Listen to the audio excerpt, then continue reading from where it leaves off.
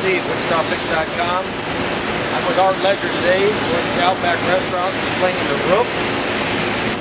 This material is a rubber-based material. These roofs need to be washed every 6 months or it voids warranty. This is the process on cleaning the roof.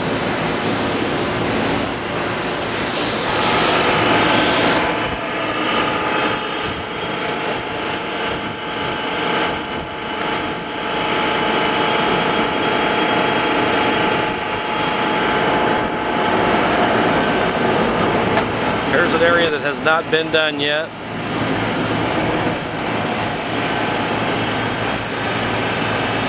This is about a 4-hour, 5-hour process.